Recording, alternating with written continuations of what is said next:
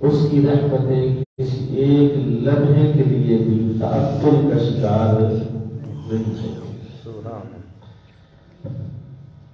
سب سے بڑی بات یہ ہے کہ وہ ہمیں حکم دیتا ہے، وہ ہمیں رحمت کو لوٹنے کا طریقہ اور سلیقہ بتاتا ہے۔ وہ کہتا ہے وَأَطِیعُوا اللَّهَ وَالرَّسُولَ لَعَلَّکُمْ تُرْحَمُونَ، اللہ اور اس کے رسول کی اطاعت کرو تاکہ تم پر رحم کیا جائے۔ سبحان اللہ۔ رحمت برس رہی ہے پھر نہیں مل رہی، کیسے ملے گی؟ طریقہ کیا کیا ہے؟ فرمایا اللہ کی اور رسول کی اطاعت کرو گے تو تم رحمت کے حقدار بن جاؤ گے۔ سبحان اللہ۔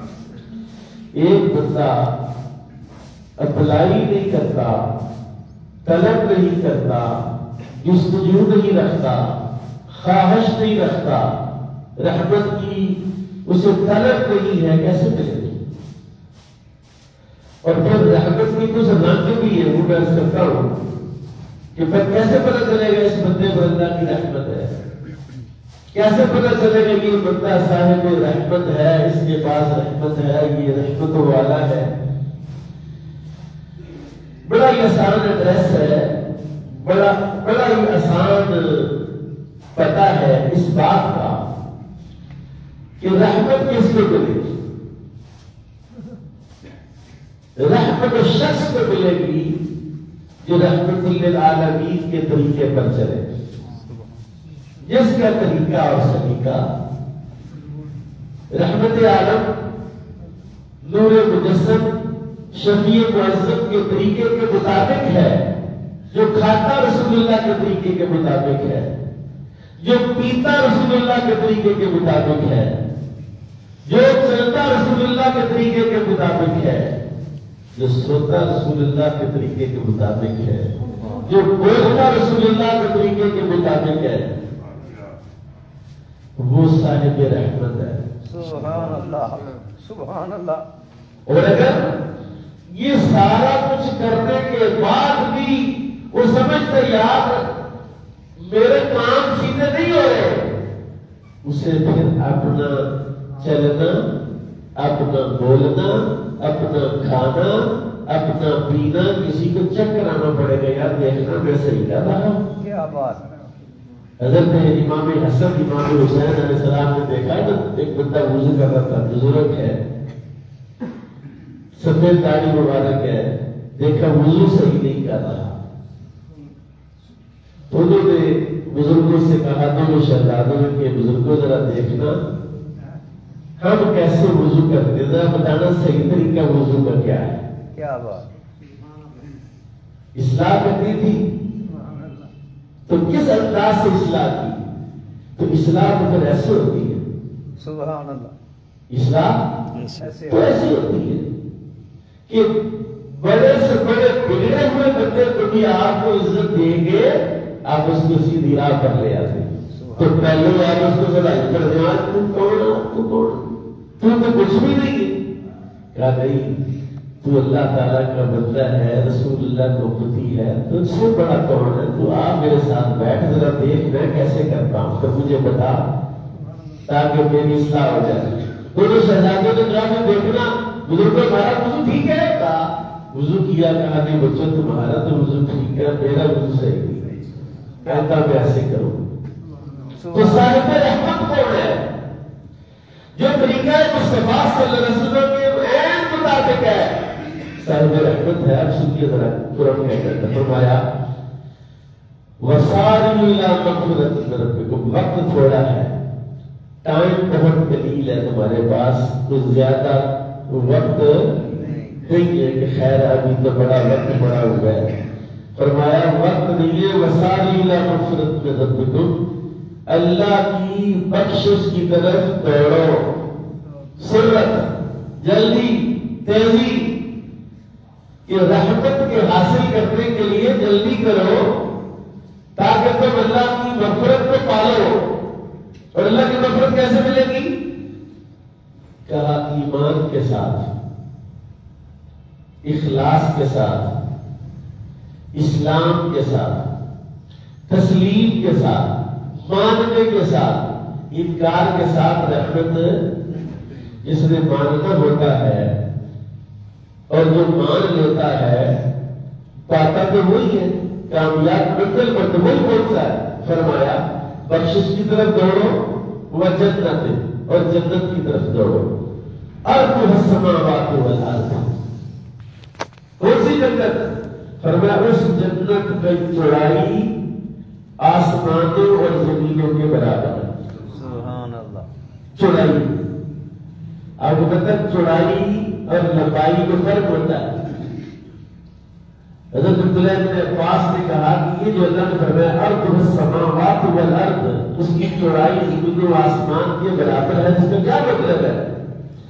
انہوں نے فرمایا ایک آسمان کو دوسرے آسمان جس طرح جوڑا جائے، تیسرے کو دوسرے کے ساتھ جوڑا جائے، چوتھے کو تیسرے کے ساتھ جوڑا جائے، پانچویں کو چوتھے کے ساتھ جوڑا جائے، یہ جو اتنی لمبائی ہے یہ جنت کی چوڑائی ہے۔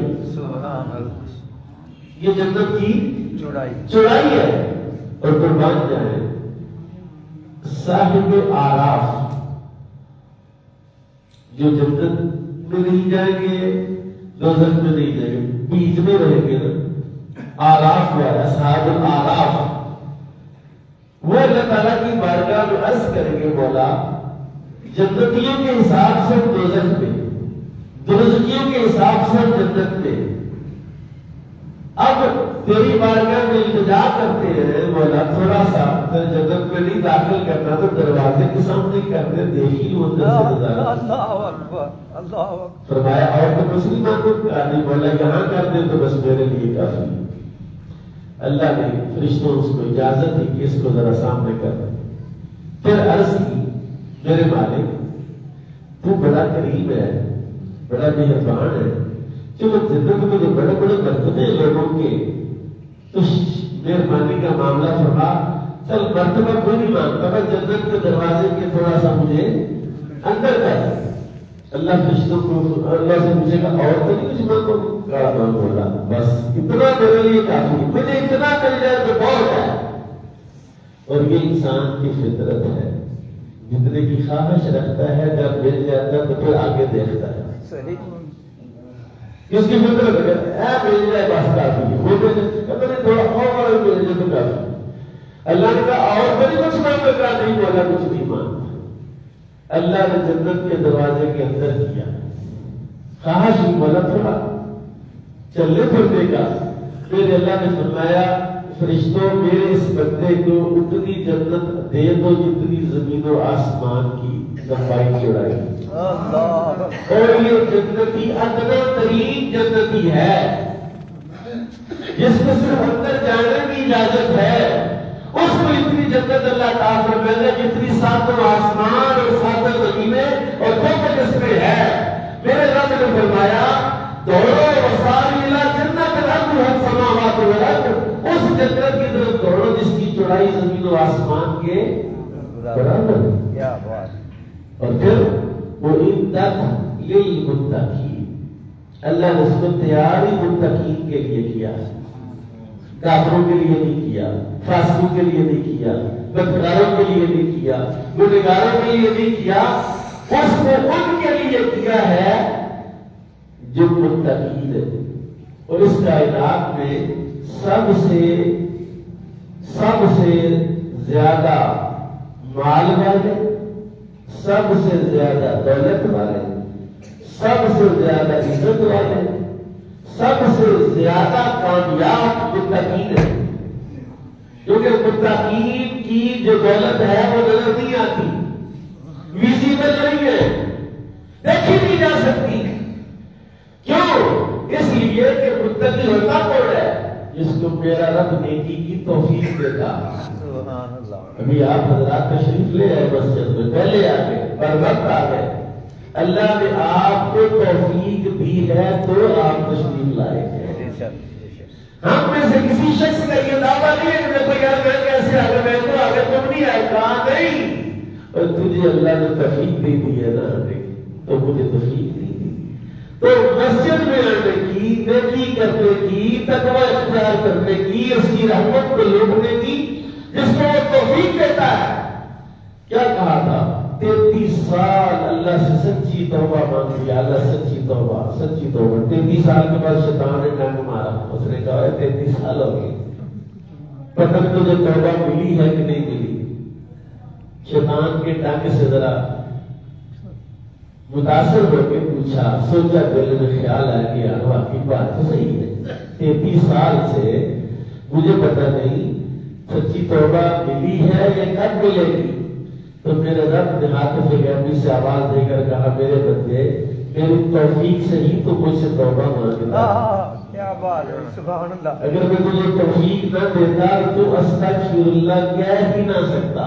صحیح، یہ بڑی سادہ سی بات ہے۔ ایک بندہ جب اس کی روح قبض ہو رہی ہوتی ہے، روح نکل رہی ہوتی ہے، اس کی زبان پر کلمہ جاری ہو جائے، اس کی زبان پر جو ہے وہ اچھے کلمات اللہ اللہ اللہ جاری ہو جائے، وہ تشریف پڑھنے لگے تو کس نے توفیق دی؟ بڑے بڑے ایسے بھی لوگ ہیں کہ جو ساری زندگی نیکی میں، تقوی میں، پرہیزگاری میں، ذکر میں، فکر میں گزاری، لیکن تقدیر غالب آئی، مرتے ہوئے صحابہ بتاتا رہا، فلانا کو آدمی پتہ تو کرے گا، فلانا کو بندے کو پیسے لے اس سے لے دے، اس سے لے دے، اسی چکر میں تھا اور چلا گیا۔ اللہ کی رحمت کے حصول کا طریقہ اور ذریعہ کیا ہے؟ یہی میں عرض کر رہا ہوں آپ کو، اللہ کی رحمت ملتی ہے۔ میرے آقا امام الانبیاء صلی اللہ علیہ وسلم نے ارشاد فرمایا، جو وضو کرتا ہے رحمت کو پا لیتا ہے، مسجد کی طرف چلتا ہے رحمت کو پا لیتا ہے، مصلی پر صف میں کھڑا ہوتا ہے رحمت کو پا لیتا ہے، اور جو ایک مجلس میں چلا جاتا ہے رحمت کو، میں نے کل پرسوں حدیث پڑھی ہے، میرا تو ایمان تازہ ہو گیا ہے، یقین جانے کہ ہر ہفتے ہمیں یہ توفیق اللہ عطا فرماتا ہے۔ میرے کریم آقا نے ارشاد فرمایا، جو بندہ مجلس ذکر میں چلا گیا، اس کی گناہوں کی بخشش کا معاملہ نہیں، اللہ اس کے گناہوں کو دیکھیے وہ تبدیل فرما دیتا ہے۔ ایک ہے گناہ بخشے گے، ایک ہے گناہوں کو دیکھیے میں تبدیل کر دیا۔ وہ سب سے بڑا صاحب رحمت ہے کہ میرے رب کو یہ ادا پسند آتی ہے کہ کوئی بندہ ارادہ کر کے میرے ذکر والوں کے پاس جا کر بیٹھے۔ کتنے بندے مارے دس نے؟ بلی سب کے بندے 99 بندے قتل کی، 99 بندے قتل کر کے پوچھا میری توبہ کی جو صورت حضرت کما تمہاری ہے، ایک جان کی بڑی قیمت ہے، تو نے تو 99 مار دیے، اب توبہ مانگتا ہے، نکل جا سکتے چل تو بھی 100 بندہ مار دیا، لیکن گناہ بندے کو اضطراب میں ڈالنے یہی ایمان ہے۔ گناہ بندے کو یہ مسئلہ ذرا سمجھیے گا کہ ذکر کا مقصد ہے غفلت کو ختم کرنا۔ حصول رحمت کے لیے غفلت ختم ہو جائے تو سمجھے ہمیشہ رحمت میں ہے۔ غفلت کیسے ختم ہوتی اور غفلت کا ختم ہونا کیا ہے؟ امام ربانی مجدد الفسانی نے مکتوبات میں لکھا، غفلت کا ختم ہونا یہ ہے، بڑا مزیدار ہے، مزہ دیکھیے چیک کیجیے، ہمارا ٹیسٹ بہت زبردست مزہ ہے۔ غفلت کا ختم ہوئی، کہا جب آنے والے خیال کے بارے میں بندہ سوچنے لگے کہ رب کی طرف سے ہے کہ شیطان کی طرف سے، کیا بات، جو عمل اس سے سرزد ہو رہا ہے اس عمل کے بارے میں اس کے دل میں احساس پیدا ہو کہ یار یہ نیکی ہے کہ گناہ ہے میں کر رہا ہوں، یہ جو کر رہا ہوں یہ گناہ ہے نیکی ہے، جو گفتگو کر رہا ہے دل میں خیال پیدا ہو کہ یہ گفتگو جو ہے یہ مجھے فائدہ دینے والی ہے یا نقصان دینے والی ہے، یہ اس گفتگو کا مقصد کیا ہے، کسی کی توہین تذلیل تو نہیں، غیبت تو نہیں، یہ ہے غفلت کا خاتمے کی انتہا، کہ نفس کی شرارت کا پتہ چل جائے، شیطان کی شرارت کا پتہ چل جائے، دور سے آنا شیطان محسوس ہو جائے کہ یہ بندہ آ رہا ہے مجھے کسی گناہ میں مبتلا نہ کر دے۔ یہ ہے اس عبادت اور اس بندگی کی انتہا۔ اب تو نماز پڑھ لی ہے، نماز تو ہوتی وہ ہے جو بندے کو رب کے قریب کرتی ہے، اور رب کے قریب ہونے والا بندہ پھر گناہ میں مبتلا، میں ایک مثال لکھتا ہوا تاکہ سمجھ آ جائے۔ تو کئی بندے حج کر کے آتے، عمرہ کر کے آتے، وہ آتے پتہ کیا کہتے ہیں، میں نے آج کے بعد کوئی کاروبار نہیں کرنا، میں بس میں چلے. کیا ہوتا ہے؟ اللہ دوبارہ اس کو گناہ کی طاقت ہی نہیں دیتا. کیا بات. اللہ نے اس کا حج عمرہ کر لیا ہے قبول، تو اللہ نے اس کو کہہ چاہیے کہ اب آجا میرے پاس. حضرت آدم کو کہا اللہ نے، آدم علیہ السلام کو کہا آدم میری ہمسائیگی کیسی ہے، میرا ہمسائیگی کیسی ہے؟ کہا بولا تیری ہمسائیگی کی کیا شان ہے، جنت میں رہتے تھے. فرمایا تجھے مطلب کہ درخت کے قریب نہیں ہے اب نکل جائے اسے، کیونکہ نافرمان کا کوئی کام جو مسجد کی بے ادبی کر بیٹھتا، جو والدین کی بے ادبی کر بیٹھتا، جو قرآن کی بے ادبی سے سرزد ہو جاتی ہے، پھر وہ جہنم کے ہر لمحہ قریب ہوتا چلا جاتا ہے، اور نیکی والا ہر لمحہ جنت کے قریب ہوتا چلا جاتا ہے. اور فرمایا ارض السماوات والارض اعدت للمتقین، وہ متقین کے لیے تیار کی گئی. اس کے لیے تیار کی گئی ہے. یہ ماہ ہے ماہ رجب المرجب، اور اس کا نام رسول اللہ رجب الاسم رکھا ہے. رجب الاسم، یہ رجب، اس میں اللہ نے رسول اللہ کو معراج کی سعادت عطا فرمائی، لا مقام کی سیر کرائی میرے آقا امام الانبیاء. اللہ تعالیٰ نے ماہ رجب سے پوچھا اے ماہ رجب یہ بتا میرے بندوں نے تیری تعظیم کی ہے؟ کیونکہ رجب بھی حرمت والا مہینہ ہے، عظمت والا مہینہ ہے. رجب سے پوچھا رجب بتاؤ تو میرے بندوں نے تیری تعظیم کی ہے؟ رجب چپ. اللہ نے دوسری مرتبہ پوچھا یا رجب اتوزمون، تیری تعظیم ہوئی، تیری توقیر ہوئی؟ رجب خاموش. تیسری مرتبہ پوچھا، اللہ نے پوچھا بولتا نہیں؟ کہا میرے مالک تو نے خود حکم دیا، تیرے نبی نے میرا نام اسام رکھا، گنگا، سومن گنگا، تو تیرے نبی نے مجھے گنگا اس لیے کہا میرا تو نام اسم ہے. تو میں جس بندے نے میری تعظیم نہیں کی اس نے کی برائی، تو میں تجھے کہوں سنانا بندے نے میری تعظیم نہیں کی تو یہ کوئی قیمت ہے. اور تو نے خود فرمایا ہے کہ لوگوں کے عیب چھپاؤ، تو یا اللہ مجھے صرف اتنا پتا ہے کہ لوگوں نے نیکیاں کی ہے، گناہ میں سے میں لوگوں کی بات بتانے سے گونگا. اللہ نے فرمایا رجب دعا ہو جا، میرے بندوں میں سے جس نے تیری تعظیم کی ہے میں ان سب کو جنت کا وعدہ دیتا ہوں. سبحان اللہ. نبی کائنات امام الانبیاء صلی اللہ علیہ وسلم نے ارشاد فرمایا رجب اللہ کا مہینہ ہے، شعبان میرا مہینہ ہے، اور رمضان میری امت کا مہینہ ہے. سبحان اللہ. فرمایا رجب روح کی اصلاح کا مہینہ ہے، روح کی،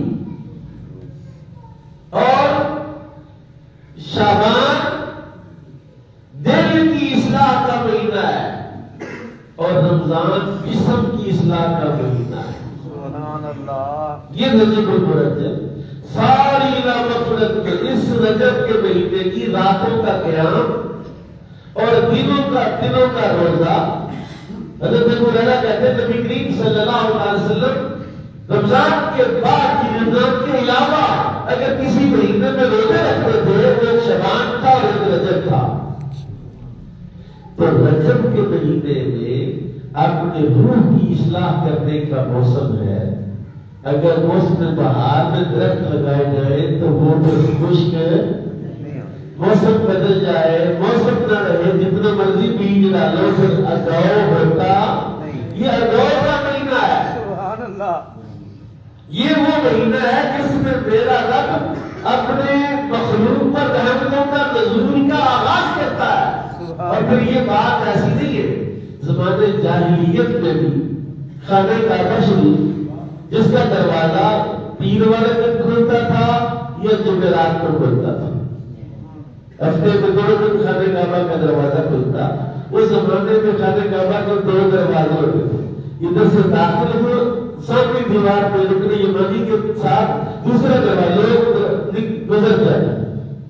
اب تو صرف یہ پروٹوکول والے بندے جاتے ہیں، اور پروٹوکول والے بڑے بڑے چور جا کے تو دیکھو یہ کعبے سے ہو گیا اور کعبہ بھی چوروں نے اپنے قبضے میں کر لیا کہ چور ہی رہے گی ادھر ساتھ تو بچارا جائے نہیں سکتا. کہا ہفتے میں 2 دن دروازہ کھلتا تھا اور یہ آج کی بات نہیں. زمانے جاہلیت اسلام کی بہتر اسلام کے ظہور سے پہلے کعبہ کے جو متولی ہے رجب کا پورا مہینہ دن پہ رات 2 دروازے کھل رہتے ہیں. کیوں کہ الرجب شہر اللہ وکعبۃ بیت اللہ والخلق مخلوق اللہ. رجب اللہ کا مہینہ ہے, کعبہ اللہ کا گھر ہے اور یہ مخلوق بھی اللہ کی ہے. سارا مہینہ گزرتے رہو. سبحان اللہ. سارا مہینہ رجب کے پورے مہینے میں دروازے کھلے رکھے.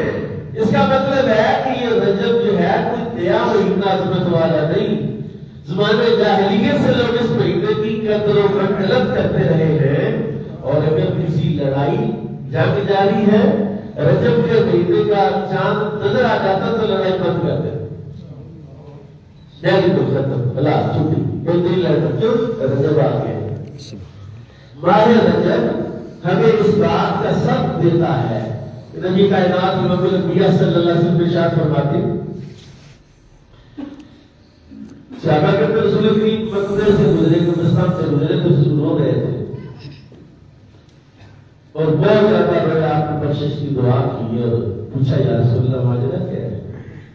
حضور کریم صلی اللہ علیہ وسلم نے ارشاد فرمایا کہ اگر یہ بندے رجب کی ایک رات کو زندہ کر لیتے تو عذاب میں مبتلا نہ ہوتے.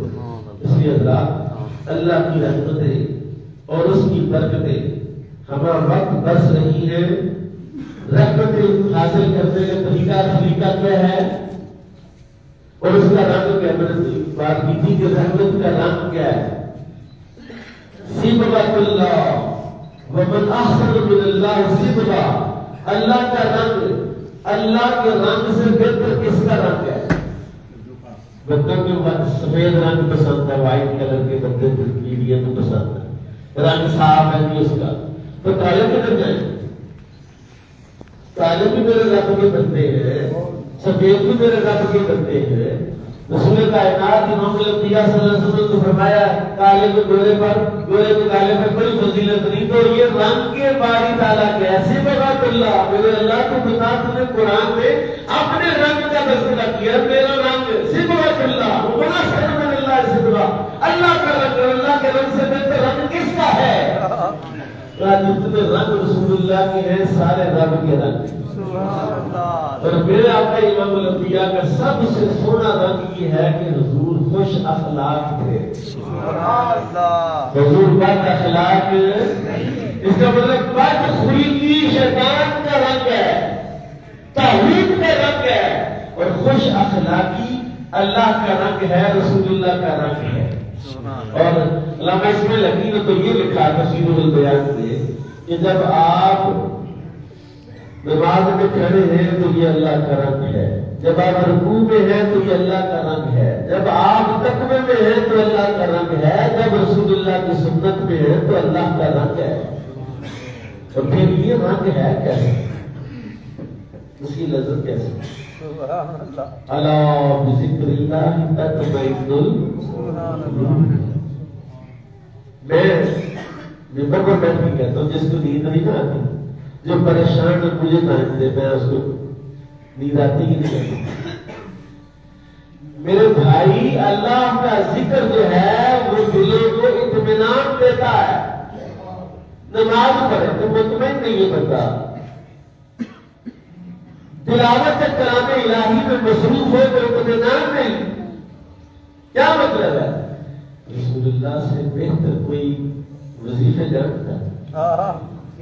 رسول اللہ نے فرمایا جمعے والے دن سورہ کہف کی تلاوت کرو, اس کا گول اگلے جمعے تک تمہیں اپنے حساب میں رکھے. چادر میں لے لے گیا سورہ کہف رسول اللہ نے فرمایا جمعے والے دن سورہ کہف کی تلاوت. پھر نور جو ہے وہ اپنے حساب میں لیتا ہے, اس کے حساب, اور اس کا نور کرتا کیا ہے؟ کہ حفاظت کرتا ہے، آفت نہیں آنے دیتا، مصیبت نہیں آنے دیتا، پریشانی نہیں آنے دیتا۔ اچھا جی، پھر فرمایا فجر کی نماز کے وقت سورہ یاسین شریف کی تلاوت۔ سبحان اللہ، نماز فجر کے وقت کیا پڑھنا ہے؟ سورہ یاسین، سورہ یاسین شریف۔ سورہ یاسین، مجھے سورہ یاسین جب سے معمول میرا بنا ہے تقریباً 7 سال ہو گئے۔ شاید کسی دن میں سویوں میں شام کو پڑھ لیتا ہوں، دوپہر کو پڑھ لیتا ہوں، اور اس کی کیا میں رنگ بتاؤں آپ کو۔ اور یاسین شریف کیا شے ہے، یہ دنیا میں بھی، قبر میں بھی، حشر میں بھی یہ یاسین اس بندے کے ساتھ چمٹی رہے گی جب تک وہ جنت میں داخل نہیں ہو جاتا۔ سبحان اللہ، میرے قریب آقا امام الانبیاء صلی اللہ علیہ وسلم نے ارشاد فرمایا بہت سارے رشتے دار عزیز و کارب ہیں جو قبر تک جاتے ہیں، آگے پیسہ مال دولت گھر رہ جاتے ہیں، دوست یار قبر تک جاتے ہیں، اور اندر کون جاتا ہے؟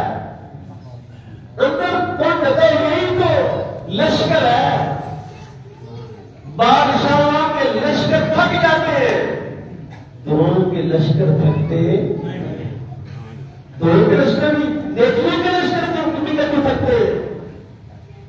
یہ بخارا میرے پاس ناصر کا بھی انہوں نے لے گیا، تصور نے لکھا کہ ایک صاحب حال بزرگ تھے، بخارا کے اندر نماز پڑھائی، جنازہ بندے کو دفن کیا، دفن کر کے تو قبرستان سے باہر نکلے، اور جب باہر نکلے تو دعا مانگ رہے تھے اس بندے کی بخشش کے لیے جس کو دفن کر کے، اس کی قبر سے چیخوں کی آواز آئی۔ دل دہل گئے کہ ابھی دفن کیے ہیں، اندر سے چیخوں کی آواز آ رہی، اور میرے تمہیں گل گرانے لگے۔ اللہ، تھوڑی دیر کے بعد اس کی قبر سے کالے رنگ کا ایک کتا نکلا۔ اللہ اکبر۔